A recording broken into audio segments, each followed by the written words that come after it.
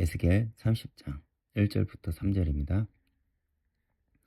또 여호와의 말씀이 내게 임하여 이르시되 인자야 너는 예언하여 이르라. 주 여호와께서 이와 같이 말씀하시되 너희는 통곡하며 이르기를 슬프다 이 날이여 하라. 그 날이 가깝도다. 여호와의 날이 가깝도다. 구름에 날일 것이요 여러 나라들의 때이리로다. 에스겔 29장에 이어 30장은 하나님이 애굽을 심판하는 내용입니다. 하나님께서 애굽에 대한 심판을 행하시는 이유는 무엇일까요? 에스겔은 그 이유를 한 문장으로 거듭해서 강조하고 있습니다. 8절을 보면 그날에 그들이 나를 여호와인 줄 알리라 라고 합니다. 즉 그날은 심판의 날이며 동시에 구원의 날이라는 그 양면성을 가지고 있는 것입니다. 그날 곧 인생의 마지막 날, 세상에 믿었던 모든 것이 무너지는 그 마지막 날, 삶에서 만나는 위기의 순간에 우리는 죽을 수밖에 없는 유한한 존재임을 비로소 자각하게 됩니다. 에스겔은 열방들은 향한 최후의 심판을 통해 애국과 같은 열방뿐만 아니라 하나님을 떠난 이스라엘 백성들에게 오직 하나님을 하나님으로 경외하고 의지하며 참된 믿음으로 돌아올 것을 촉구하고 있습니다.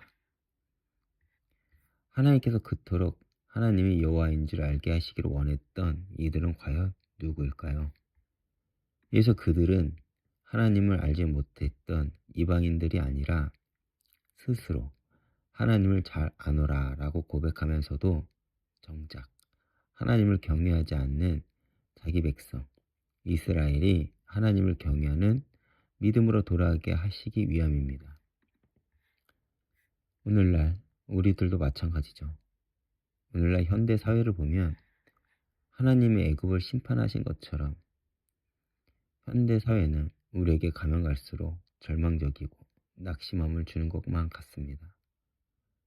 모든 상황과 환경이 막힌 것만 같습니다. 이런 현실 앞에서 많은 사람들이 절망적인 미래 앞에 꿈을 포기하고 기성세대들은 책임질 것이 많지만 설 곳이 없습니다. 그리고 교회는 세상의 조롱거리가 되어 세상에서 예수를 믿는 것이 쉽지가 않습니다. 마치 희망을 잃어버린 당시 상황과 너무나도 비슷한 것만 같습니다. 이런 절망적인 시대 앞에 하나님이 교회에게 주신 메시지가 마치 에스겔서의 시대와 비슷한 것만 같습니다.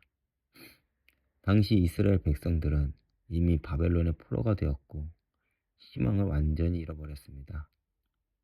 그들이 한때 붙잡았던 것이 무엇일까요? 바로 애굽입니다. 그들은 애굽을 의지하여 하나님이 도구로 사용하신 바벨론을 대적하고자 했습니다. 우리도 마찬가지죠. 마치 이스라엘이 애굽을 의지한 것처럼 오늘날 교회는 세상의 문화와 프로그램을 의지하며 애써 무너져가는 교회를 붙잡는 것만 같습니다. 이런 현실 속에서 하나님은 교회에게 또한 하나님의 백성에게 주는 메시지는 무엇일까요? 하나님의 능력과 구원을 경험할 수 있는 시간표가 있다는 것입니다. 그렇게 다시 복음을 회복하고 하나님께 돌아오라는 것이죠.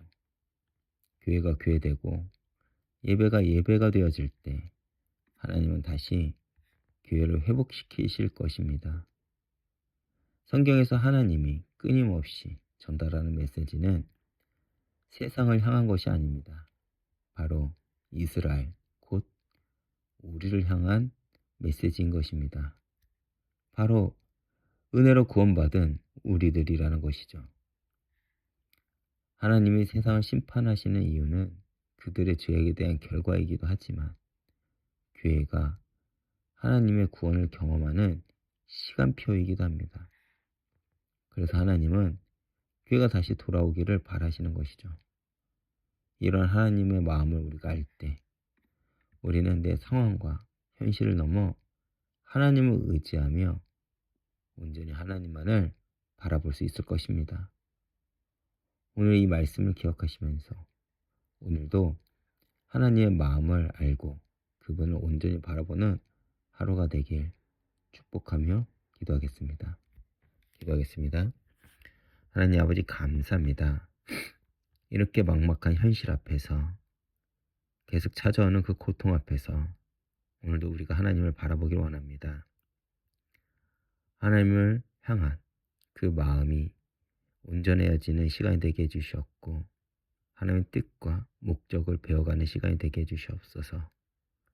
흩어졌던 마음이 하나님께 향하는 시간이 되게 해주셨고 우리가 온전히 하나님을 의지하고 하나님을 증거하는 삶을 살아갈 수 있도록 주님께서 역사해 주시옵소서.